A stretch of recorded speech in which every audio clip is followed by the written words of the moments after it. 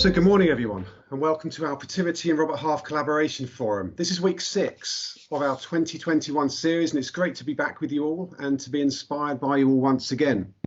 My name's Paul Middleton.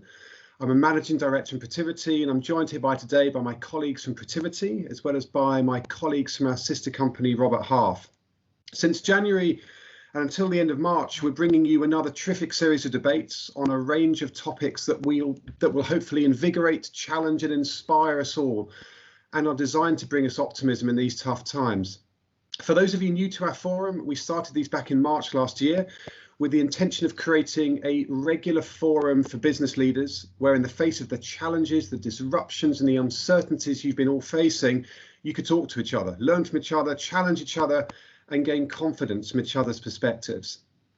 10 months have passed, a lot longer than we thought, and the challenges, the disruption and the uncertainty remains, and arguably are even greater.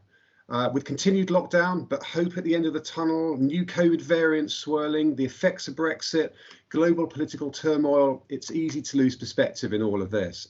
So in this, our series 4, we wanted to bring you renewed perspective, fresh insight and a healthy dose of confidence and optimism, as we still believe that within this adversity, with collaboration and the right mindset, there is opportunity for us all. To unlock this optimism and opportunity, we need to be bold and we need to be different. A common thread that's run through all of our forums, and that's been a rallying cry for us here at Protiviti and Robert Half alike, is that now is the time to think differently and to be actioning both those big and those small ideas. Put differently, if we don't drive change during this continued period of disruption, we run the risk of rapidly becoming irrelevant. So to help you do this and to inspire you, we'll be bringing you new speakers and new inspirators every week to kickstart the debate. You've heard from CEOs, innovators, disruptors, entrepreneurs, and there's many more to come. And next week, we are delighted to be bringing back John Ashcroft, to be bringing you a post-budget economic debrief with fact and statistic fueled analysis, guiding us through what you can expect from the economy in the coming months. All of these great panelists will share perspectives that you can react to, and react is exactly what we want you to do. This isn't a closed forum, you're not on mute, you're not expected to be a silent participant. This is a collaboration forum. So we want you here to be part of the debate. We want to hear your voice and learn from your insights in the true spirit of collaboration. To get involved, you can raise your hand using the Teams button in the right hand corner and I'll come to you, or you can write your thoughts in the chat, or you can just shout out and let us know what you're all thinking. And you can take yourself off mute because you'll see that sometimes everyone on here is muted, so please make sure you do that. But please let us know what you think, as it's infectious. So without further ado, I'm delighted to introduce everyone to our lead inspirator for this week, Neil Fachie, MBE. Neil is a British Paralympic multiple sports athlete competing in events for individuals with a visual impairment. Neil has been in 3 Paralympics, as a sprinter in the 2008 Games in Beijing, and as a tandem cyclist in London 2012 and in Rio 2016. In London, he won the gold medal in the men's individual 1K time trial and silver in the individual sprint, both with Barney Storey as his sighted pilot. He's won an amazing 19 gold medals across the Paralympics, Track World Championships and Commonwealth Games, and was awarded an MBE in 2013 for services to paracycling. As if that isn't enough, he's currently training for Tokyo 2021, and I'm sure he'll tell us all about that. Part of the reason we're excited to have Neil here today is because he's taken what he's learned from his sporting career, from his world of elite sport, and he's applied that to life beyond the velodrome, to both personal life and to business life. And like other speakers and inspirators we've had here in this forum before, Neil has honed a framework, and we know that you all love a framework, and that framework is designed to help you unlock what it takes to be your best, to grasp opportunities, to rally against adversity, and to achieve your goals. So we're going to delve into Neil's framework, or his stripes as he calls them, and these stripes build on many of the themes we've discussed over the last few weeks. I'm sure there's also the cyclists amongst you who want to hear various geeky cycling facts and figures from Neil's. as well as maybe understand Neil's views on broader topics such as diversity and inclusion in the workplace, particularly those with physical disabilities. So a huge amount that we can cover in an hour. And so Neil, I'd like to start by asking you, just if you can just build on maybe what I've just said, tell us a little bit about yourself and your journey to be a current Team GB member and a gold medal winning paracyclist, as this journey hasn't always been an easy one, and the current lockdown is just one of the latest in a series of challenges you've had to overcome. Yeah, good morning, everyone. Thank you for inviting me along. It's a pleasure to be here. Yeah, so I've had quite an unusual journey to becoming a cyclist, which, as already been mentioned, I'm an athlete with a visual impairment. I was born with that. It's a hereditary condition, so that was passed on to me from my mum. And because I was born with this disability, it degenerates over time, so it does gradually get worse the older I get, and I have to face the realistic probability at some point in my life I will go totally blind. But when I was young, my eyesight was better than it is now, and when you're born with a disability, you don't miss what you don't have. So I've never really known what it is to have full sight, and for that reason I never really thought my eyesight was particularly bad. It was just something that I grew up with. I assumed it's what everyone could see. And so Paralympic sport was never really on my radar at all growing up. I just did able-bodied sport. I found athletics at the age of 10 and just fell in love with the freedom and simplicity of going as quick as you can. That was just what I loved. And I just competed able-bodied throughout my club, throughout Scotland where I was based, and I wasn't overly successful. And in fact, during my teenage years, I was quite a late developer, and I finished last in almost every single race I did. So making it onto a GB team was just never on my radar at all.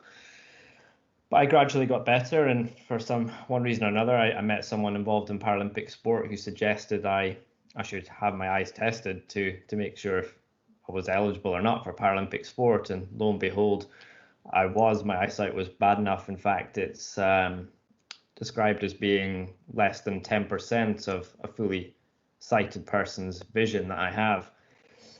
And suddenly doors just opened where I was kind of on the radar of Scottish disability sport initially, and then British athletics got in touch when they heard what times I could run.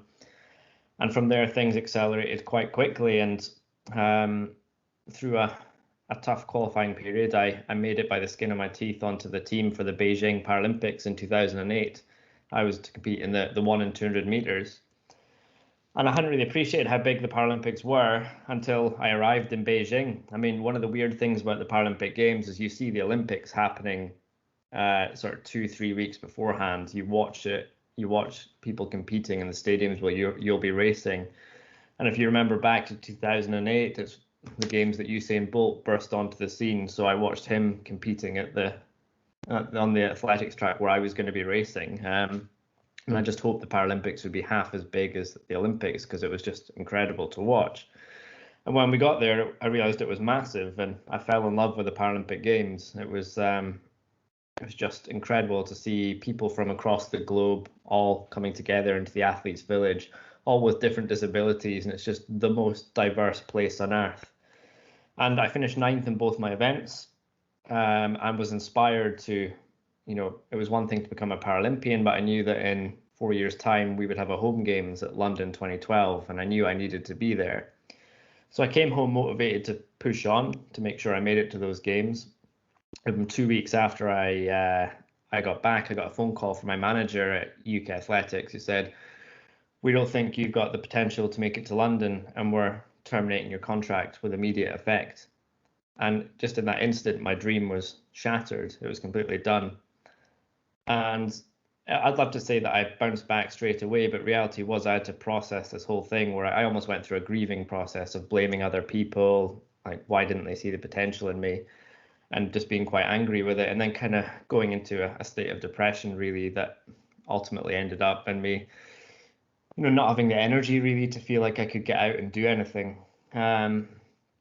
But that spark of London 2012 was always there, and I decided I was going to try every single sport I could until I found one I might just be good enough at to make it to London. I just knew I had to be there.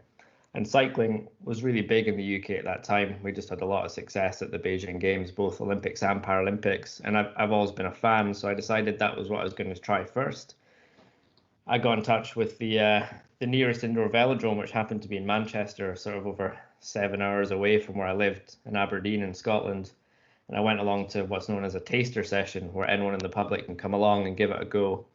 And I didn't tell them I couldn't see very well in case they didn't let me on the track. And I kind of wobbled my way around, made sure I stayed well away from everyone else.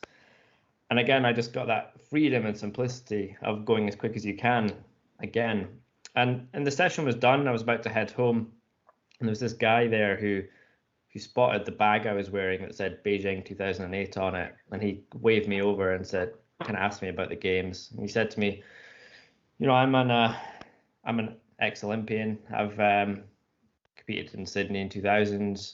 I've just moved from the Olympic team to the Paralympic team, and I'm what's known as a pilot. I'm someone who rides in the front of a tandem bike. And what I need is a visually impaired athlete to ride on the back with me. Do you happen to know of anyone? And I took about half a second to put my hands in there and say, it's me, I'm your guy. And just by pure chance, I bumped into someone that opened all these doors for me, got me in touch with the right people, got me a trial with the British cycling team.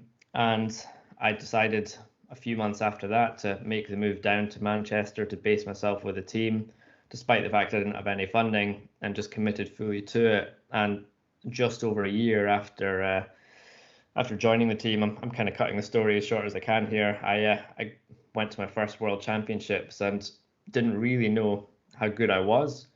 And I crossed the finish line at those World Champs and heard the announcer say new world record. And suddenly I'd gone from absolutely nothing and no hope to being a world champion in just over a year. And it was just this incredible journey. And, it's been up and down since then, but I've obviously found myself very much part of British cycling from that point. And it's led to, as you mentioned in the introduction, a great deal of success that I'm incredibly grateful for.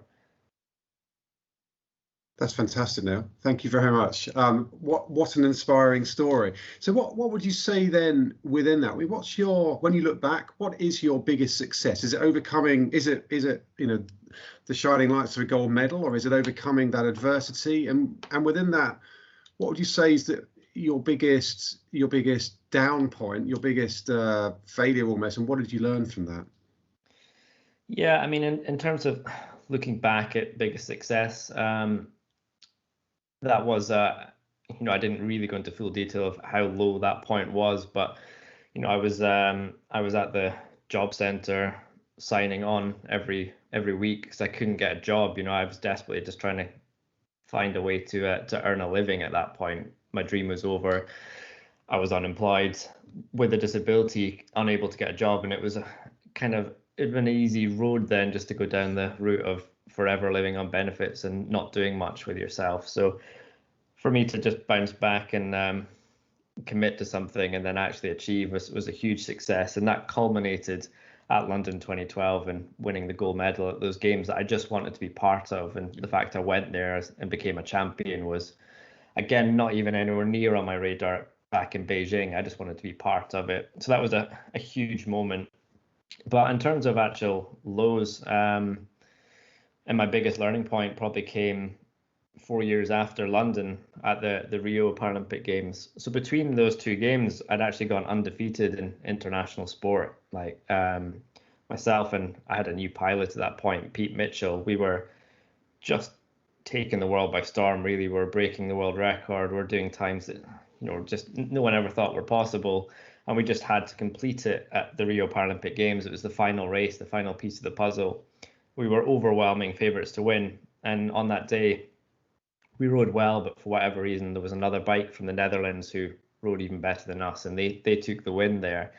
And I got a silver medal, which sounds like an incredible achievement to win a silver medal at Paralympic Games, of course. But for me, in the position I was, it was this complete and utter failure where I felt like I'd let down my whole team, my family, and to be honest, my whole nation, because we had Channel 4 streamed to us with the sort of UK coverage in the athletes' village. And I'd done an interview a few months before. And the morning of my race, I'd actually seen this interview where I essentially told everyone in the UK that, if anyone's going to beat me, they're going to have to work really hard because we are big favourites to win this. And when I crossed the finish line and saw we'd finished second, I just had that interview playing in my head where I told everyone in the UK that, I was the favourite and I knew I'd let them down. And what followed after that was I went to the World Champs where I failed to win as well. So in the space of a few months, I lost my Paralympic title, both my world titles, and I thought that was the beginning of the end of my sporting career. And we'll probably go into this a bit later, but I started to do a lot of soul searching into what is it I've got to offer the world after sport, because my career is coming to an end here, and I've just been an athlete for 10 years. What am I going to do now? And that's when I started to realize that there were skills I'd learned during my time. I'd learned how to plan to become the best in the world at something. I'd executed that plan. I'd learned how to stay there for a number of years. And these were skills that are transferable to different things. So that's essentially how the book came about. And that was, I guess, how I dealt with my greatest loss, was just trying to find other things. And actually having a different focus away from sport was the best thing that I ever did. And my performance as a result skyrocketed again, and I made it back to being the best in the world, which I'm currently still at that point, but I'm under no illusion my career is won't last forever, and I'm definitely not getting any younger. Well, that's probably a good segue then into looking at some of the frameworks you discuss in that book, because I mentioned that a while ago that you got this framework and that's helped you become and maintain and re-become the best in the world at what you do. And you've written in that book, how that framework can help others grasp the opportunities they have in front of them in both personal and business life. And there are 5 stripes to that, or 5 dimensions. And the first of those is about drive. And as someone who was working towards Tokyo 2020, off the back of Beijing, maintaining your drive through the delays and the disruption, that must have been difficult. And I guess in your book, you link some of that winning mindset and everything into business life. So what would be your advice to the business leaders you've got here today around how to maintain their drive and motivation through these tough times? We have got an end of the tunnel coming, I think June 21st. That seems an awful long way at the moment, but in terms of then maintaining that drive and motivation and looking to identify new opportunities for growth and ambition in the future. Yeah, I mean, one of the things I always say is that you can be the most motivated person in the world, but motivation comes and goes. It doesn't last forever. So, you go and see a great speaker or you listen to a great podcast, you feel really incredibly motivated to go and do something, but by the next day that's kind of subsided, and then a week later you've forgotten all about it. So motivation isn't something that remains with you forever. Whereas I kind of think drive, on the other hand, is something almost within that's always there that you can call upon. And understanding what that is within you is quite challenging, and it does change over time. But my advice is really that for me in the past, whenever I've been struggling for motivation for whatever reason, struggling to find my drive, it's taking that time to just reflect and try new things has always been crucially important. So going back to that story, I mean, inviting opportunities and going to the velodrome to try something new, and suddenly something falls into my lap that's incredible, that leads to this journey that's kind of brought so much to me. And it was quite similar at the start of lockdown last year, where we still had the games in Tokyo in 2020 were planned at that point. There was a couple of weeks at the start of lockdown where we were trying to train from home for the Paralympic Games, which was very challenging, but we made the best of the situation like everyone did. And then there was a point the games were postponed, and for me personally that was huge disappointment, because I'm reigning world champion from January 2020. I had a bit of a gap to the rest of the world, and I was confident that we could probably still hold that gap through to the Paralympic Games, whereas you give it another year and in sport things can change so dramatically. So there's every chance that someone else will catch me up. And at that point I started to wonder if I wanted to carry on with cycling, because I wasn't really enjoying it and we were stuck in lockdown and there was no games to look forward to. But I changed the way I trained. so I started doing things in a fresh way. I was doing more endurance training. I'm very much a sprint athlete. And I started setting myself new challenges, started enjoying it just for what it was. I enjoyed riding the bike, so that's what I did. I just did it at home on a static bike, on software that's quite commonly used. Some of the cyclists might use Swift, and you may well see me on there.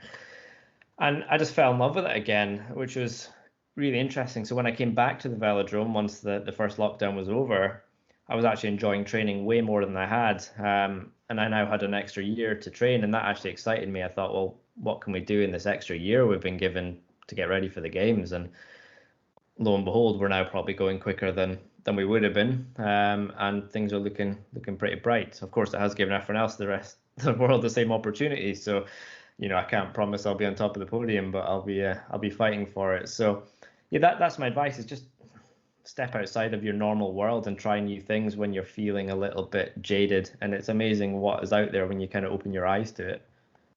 So, if you look at the elements of that, you talked about kind of looking or encouraging disruption, reflecting, having, inviting in those new opportunities, as well as, just having the energy to try those new things.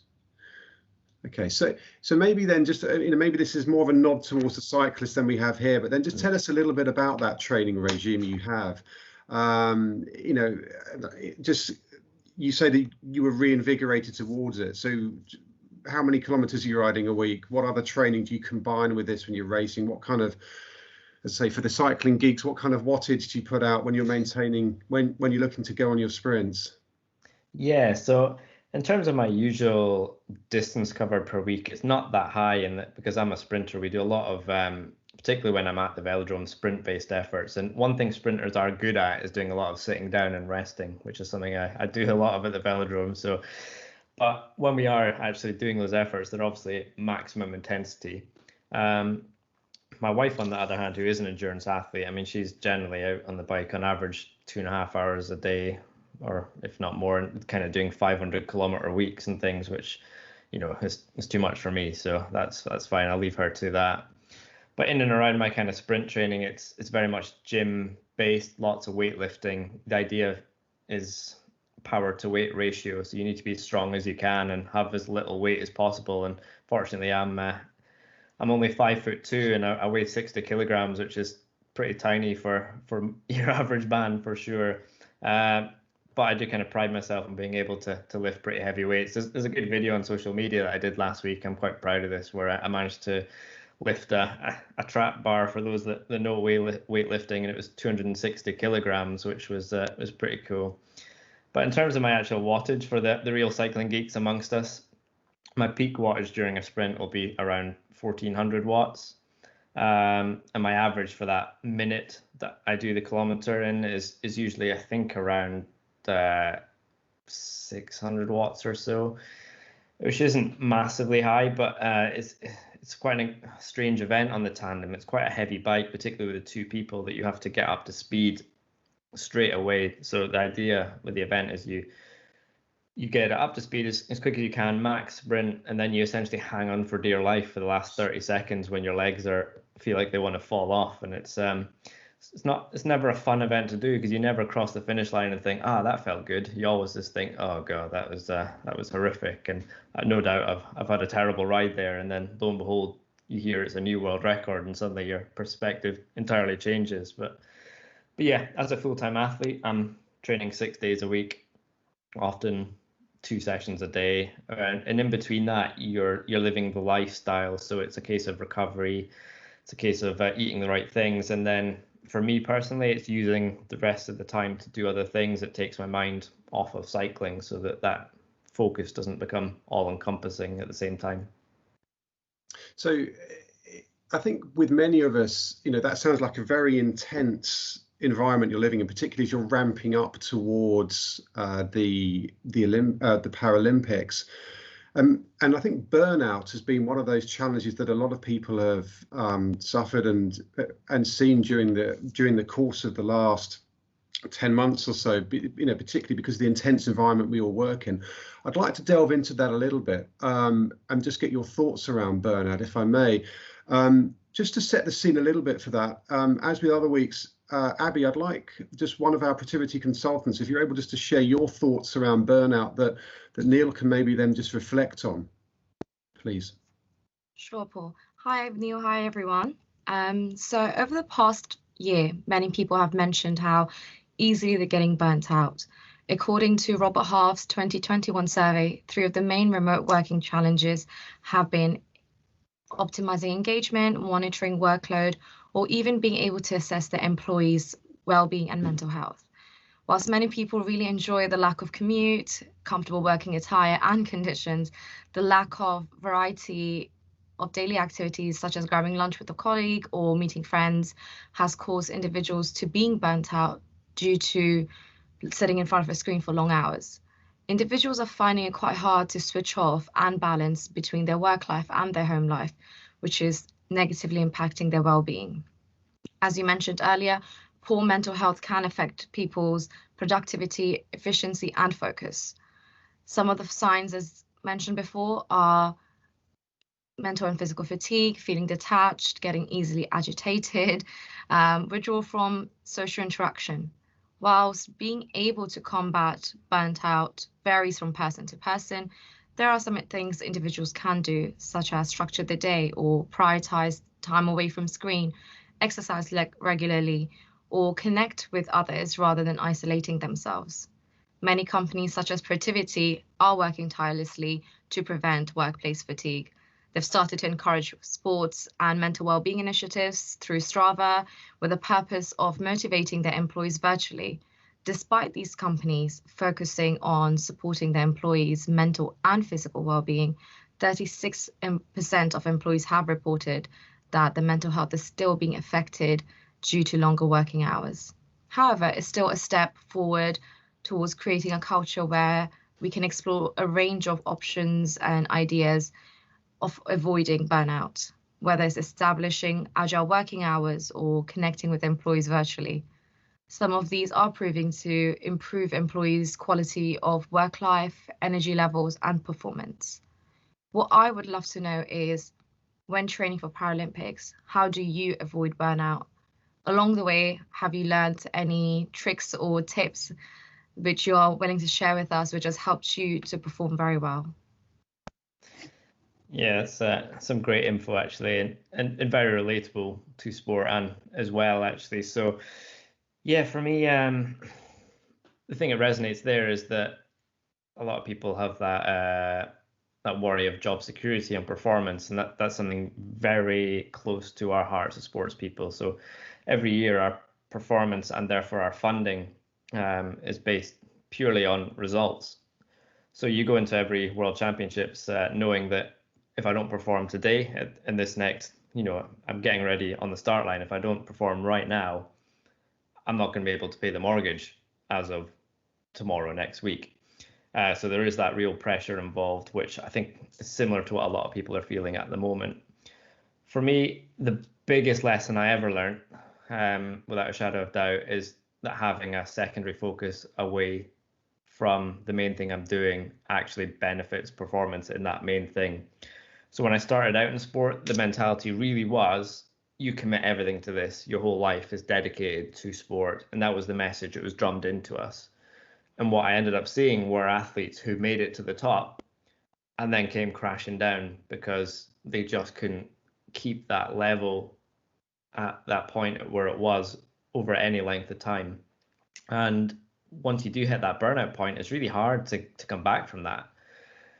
And for me, just by chance, when I found other focuses outside of sport and cycling, then it just freshened me up. So whenever I was going training, whenever I was thinking about even going into meetings about my planning for my training over the coming weeks, if I'd been focused on something else for a little while, I'd come back, I'd be so fresh, ready to attack it. And my performance as a result just went through the roof. Secondary to that kind of things that, like yourselves with the initiatives of being more active, then although I'm training as a full-time athlete, I make a point of going out for a walk with a dog every single day, like out into the park, just to kind of clear my head. And usually, again, that's when my best ideas come as well.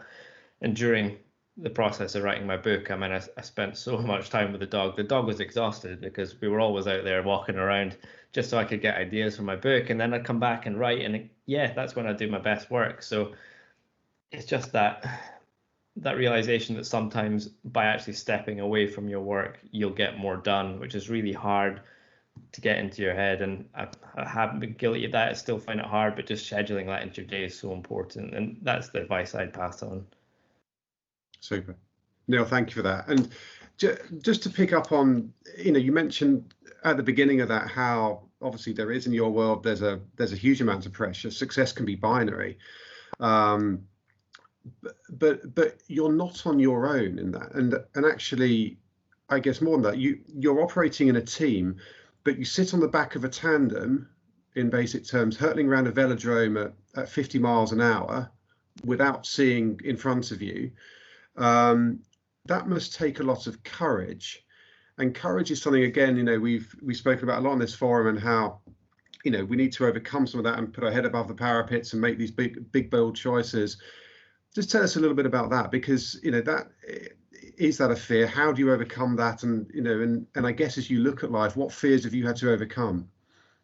Yeah, I mean, firstly, it's not for everyone riding on the back of a tandem bike at 50 miles an hour around a tiny wooden track. I mean, it's an interesting career choice, I have to admit, and you either love it or you hate it. And I know some top class cyclists who have wanted a shot on the back of the bike and they hate it. It's that lack of control they really don't like. But actually, for me, I just loved it straight away. I love that, again, that feeling of going as quick as you can. I do love that adrenaline rush. And you can go so quick, and the G-force around the velodrome is incredible, but you do have to put a lot of faith in your pilot. And I guess when I started out, I didn't quite appreciate how dangerous it was. But over the years, I've been involved in a few crashes, and I've seen some bad crashes. And as you get older, I think that kind of daredevil mindset disappears. You start to appreciate your life a lot more. So I guess it's been something that gradually I've become more aware of. And there's been a few sort of tools I've actually had to use. So after one of the bad crashes we had, I had this real just subconscious fear factor. I got back on the bike and I felt fine, but anytime we were traveling at speed, I was very tense, very aware of any kind of slight wobbles in the bike, and would just instantly stop pedaling hard if there was a bit of a wobble and I thought, oh, something's happening here, which is terrible for performance. If you're trying to go as quick as you can around a velodrome and suddenly you stop pedaling hard, then it's you lose the race and you don't finish on the podium. So I had to kind of work with the psychologists around British cycling to come up with a few different tricks. And one of the ones that really proved useful to me was, it's quite a simple thing, but the psychologist said, well, what you need is kind of a trigger before you race that will just make you forget these kind of fears and stresses. So when I'm sat on the start line, I was kind of getting quite nervous that something was going to happen. And she said, well, just grip the handlebars. That's something very real, very tangible that's there. You set up to race on the bike, just grip the handlebars a couple of times. And we worked on kind of going through these thought process. And I imagined situations where I felt strong, where I felt calm and in control. And we associated them with that trigger. So I just kept doing this in training, having these thoughts before I'd grip the bars. And it came to the point where it was so second nature that I now get on the bike. I'm really nervous before every race still. I mean, it's, as you say, careers rest on moments in sport. But I'll just grip these bars a few times and it just kind of calms me down straight away. It just triggers something in my brain that reminds me of being strong as I can, being calm. And that's always helped massively. And that can be applied to anything, really. And it's something I know people use in public speaking as well, where you're stood up on a stage and you suddenly get that fear factor. But if you've planned for creating a trigger before, as long as it's something fairly imperceptible, you don't want to do some big obvious movement that everyone sees you do when you're stood up on stage, but just one that's often used is kind of touching your forefinger and your thumb together. And if you've practiced many times, that can just trigger these feelings of calmness. And that's something I use a lot. But yeah, going back to tandem riding, there's a lot of faith put into the pilots, and it's I wouldn't get on the bike with just anyone, and it is people who are great cyclists in their own right, and I know I can put a lot of faith in, but there is that risk factor every time you go into any training effort you do, any race you do, that things can happen. But it's amazing once the adrenaline kicks in that these fears tend to disappear as well. No, absolutely. And maybe let's just delve into that a little bit as well, because one of the stripes in your framework is about the team. And as you said, you do and must work very closely with a pilot, not just in training, but also in the race itself. So, teamwork, again, for everyone here has been very important, just in terms of not just mental well-being, but performance in difficult circumstances. Tell us a little bit about how that works with your pilot. How that team environment is key to, I guess, driving potential or driving performance beyond potential almost, and how that can be applied to the business world as well. Yeah, I mean, the interesting thing is with tandem racing, two people on the bike, that if you were to get the two best cyclists in the world and put them on the bike together, chances are they won't go that quickly, because it's not a case of just two individuals working as hard as they can. It's a case of what makes the bike as a whole go quick. So what you tend to have to do is find someone that has a similar riding style to you, has a similar, again for the cycling geeks, a power to weight ratio, which really helps. And within that, you're still compromising, both of you, towards one another's styles until you find what works best again for the bike. So me doing something on the bike that I think would be the quickest thing for me as an individual just doesn't make the bike go quick at all. So it's very much a team thing, and we're training together all the time. When we're away on trips, we share a room, we get to know each other very well, and it's quite a close, it's almost like a marriage, to be honest. And I'm not saying we get on all the time by any means, and there are ups and downs, and we have to mediate. But then even within that, there's the wider team. And in sport, you often just see the individual, or in my case, the two people standing on the podium. And what you don't see is the huge team of experts that lie behind that. We're the two people on the bike, but reality is, particularly British cycling, we've got a big array of experts that we can tap into. So, I mean, I've got my coach, my strength and conditioning coach, I've got mechanics, physios, psychologists, nutritionists, performance analysts, and it goes on, this list of people who don't get that opportunity to stand on the podium, but play as big a part as I do, sometimes more than I do, in winning that medal. And really the key is how best to utilize all those people and how we can best function together as a unit. And we often sit down together as a team, getting ideas from these experts in their field who know far more than I do about their specific area. I mean, I'm certainly no expert on nutrition. I don't know much about how bikes work in reality. I just get on and pedal the thing, that's it. So it's crucial to utilize these experts, and without them, British cycling would never have had the success that it did, and I certainly wouldn't either.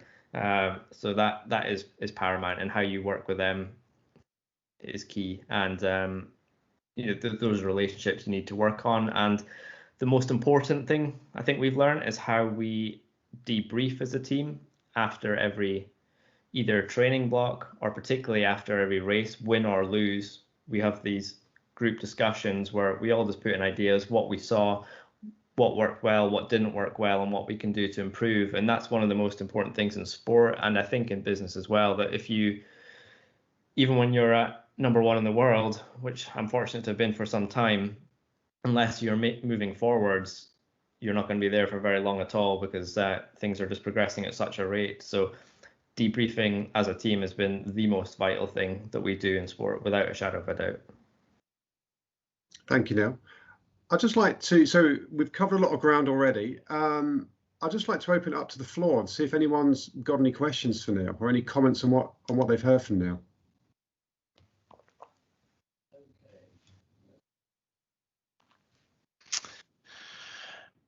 Neil, Scott Strachan here.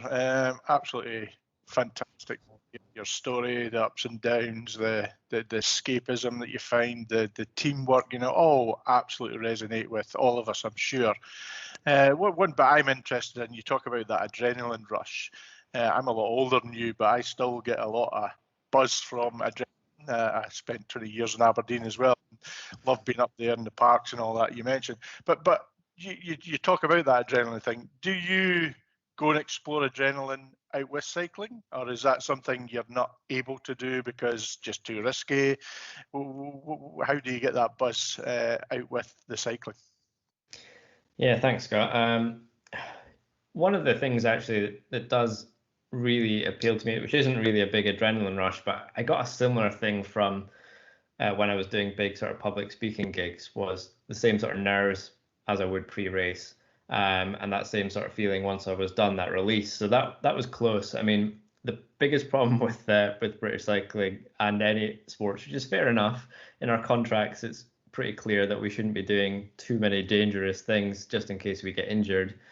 Saying that, I did do a tandem skydive a couple of years ago just to see what that was. I managed to clear that at a point when they felt it was safe enough. I figured that with something like a skydive, you either are fine or you die probably. So either way, it is what it is.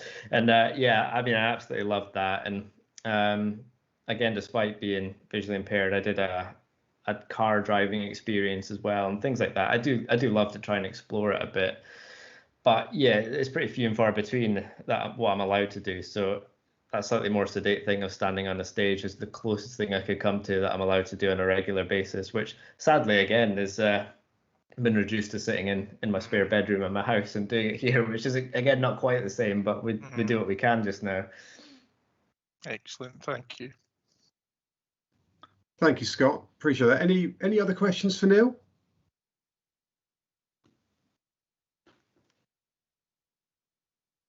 Okay, well let me please just put your hand up or put it in the chat if you do have one.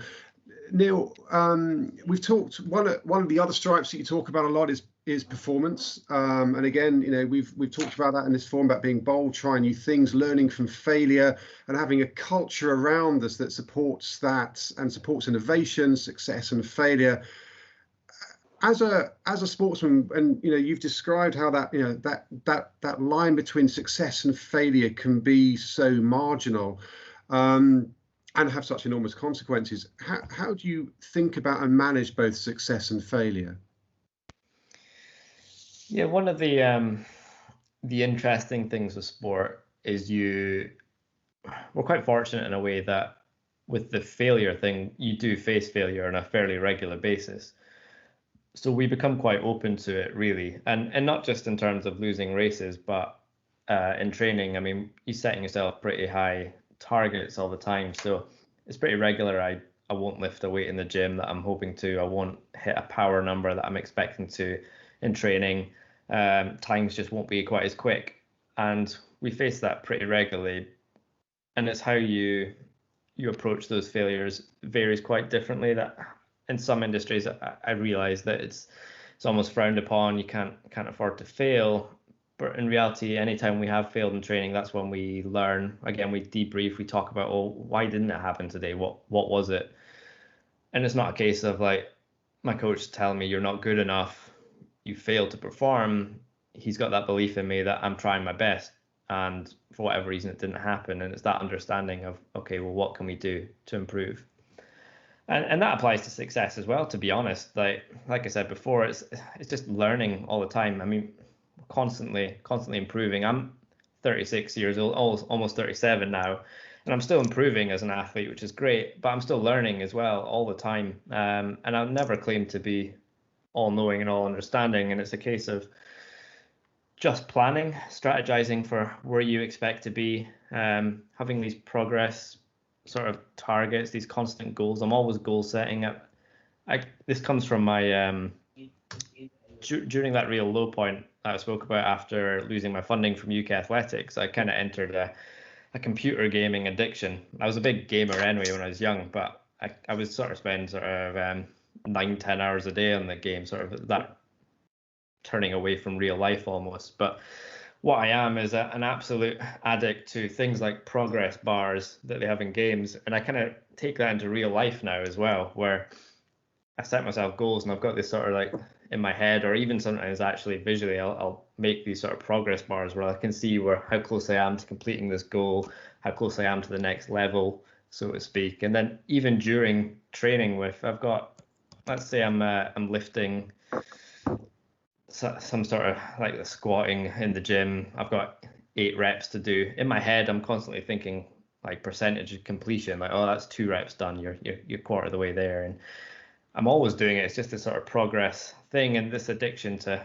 just progressing, moving to the next stage, and kind of visualizing it, I think is really key, and something I think we could learn a lot more in business if we have these individual sort of progress bars, indicators, or how we're doing as a team. I think is just so motivational and inspiring, particularly for those who are addicts to the games like I am. Absolutely. But Neil, you did mention something at the start of this call about how tragically your eyesight is going to deteriorate over time and you will become blind. Now, just reflecting on what someone's put in the chat here, what Mike has posted, I mean, that does that hang over you in some way? Because that then can affect performance, because that's coming. How do you deal with that? Do you practice in lieu of recognizing that's going to occur, or do you put that thought to one side and deal with it later?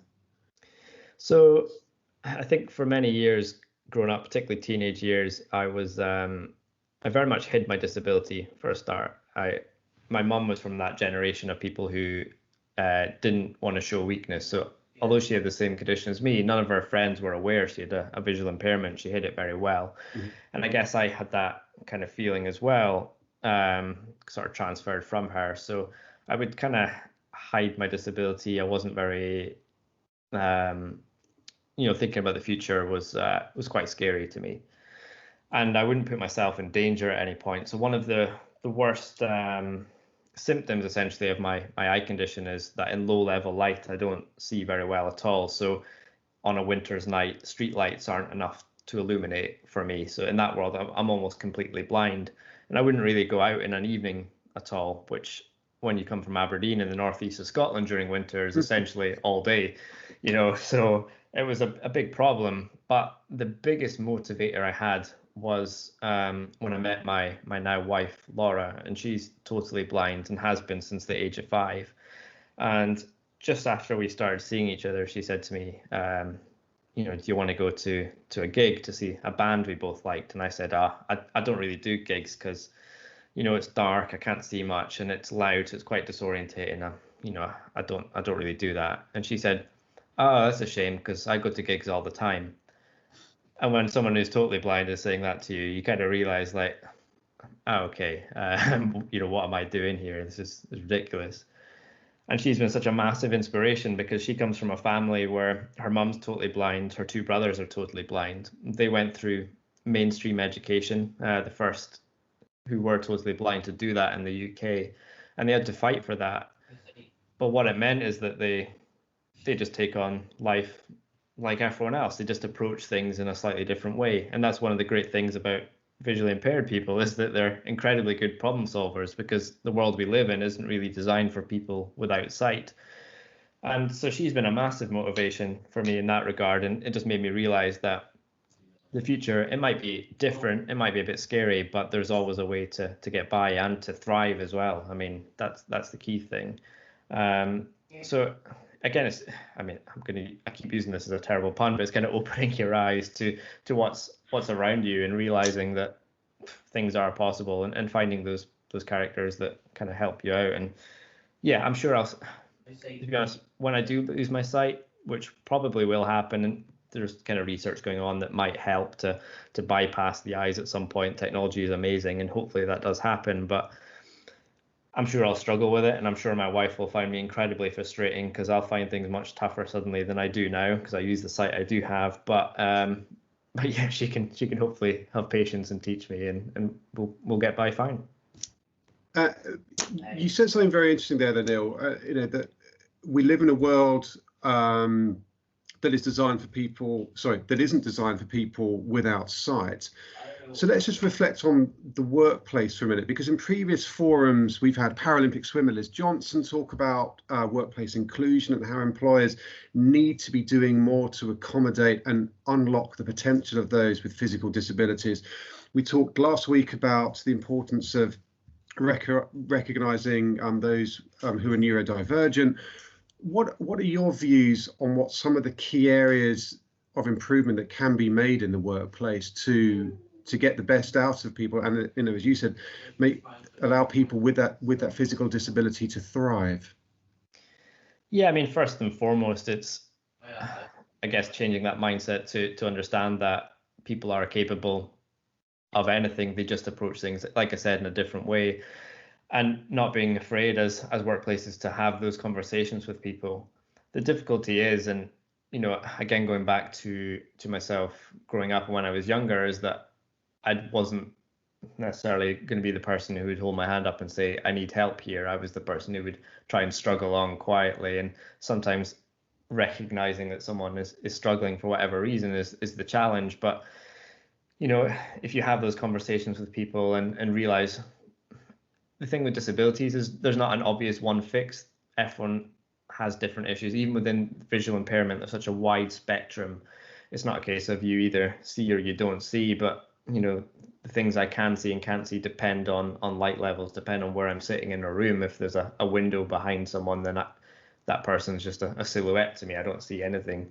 It just gets washed out by the light, and kind of recognizing that things are different for everyone, but allowing people to do things in the way they want to do it is the key, really. If I was to go and work in an office these days, I would hope that there's equipment I know works for me, that I've been using for years, that I can get by just fine, but it wouldn't be the same just standard equipment that everyone else uses by any means. But there are also grants out there for anyone who does have a disability to ensure they have all the equipment they need. So it's just being open-minded, really, to what people with disabilities are capable of. And again, just because you can't see what you're doing, I mean, my wife, again, who I keep going back to, is clearly an inspiration, is also trained as a physio before she became a full-time athlete. And that's a very hands-on visual job, but she approaches it in a very different way. Again, she can kind of tell by the way people walk, almost by hearing the way they walk, if they have a problem with their gait, things like that. We just approach things in a different way, and it's just that open-mindedness. And I think things are improving slightly, but there's still a lot of limiting factors within many organizations, where I think the obvious choice would be to take the person who maybe isn't as qualified, whatever, but who you're not going to have to change the way you work as an organization, and that's difficult. But yeah, that's my real thing, is just be open-minded and see things from other people's perspectives and allow them to be themselves.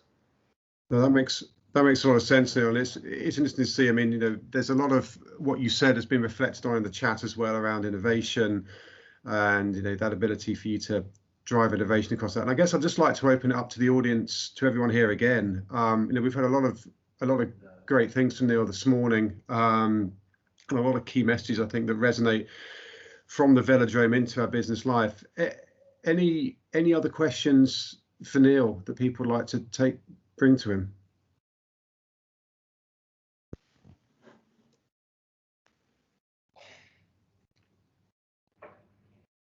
Hi Neil, it's Layla Tyndall from Robert Half. I've got a question for you. Thanks so much. I think everything you said is just so inspiring, and in the the current climate that we're in, it's really great to hear how you've approached some of the challenges that you've had, because they can be applied, and it's really helped to put things in perspective.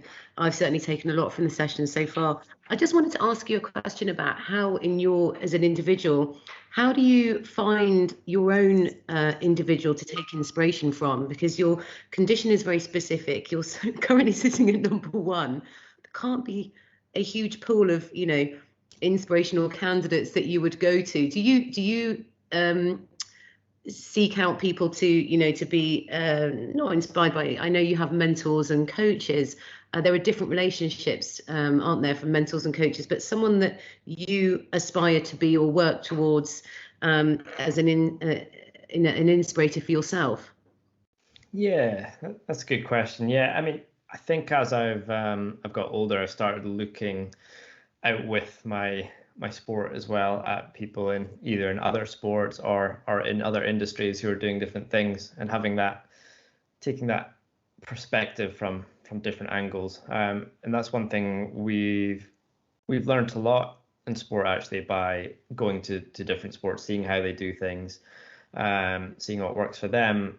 And since I've started working with businesses as well, then it's really eye-opening to see, like, oh, what are the kind of things I've been missing from my world, that because you're so entrenched in what you do, you kind of just don't look outside that very closed box and forget you're in this very small world that not a lot actually happens. So I guess a lot of my inspiration comes out with. In all honesty, as much as I don't like the idea that Paralympic and disability sport is seen as being sort of that inspirational, look at these amazing people. What is inspiring are lots of people who've gone through significant traumas, but have that mentality of, all right, I want to move on, do something completely different that I love, and be the best in the world at it, and showcase what I'm still capable of. And there's some just magnificent stories from that world, and I tap into that a lot. I've got some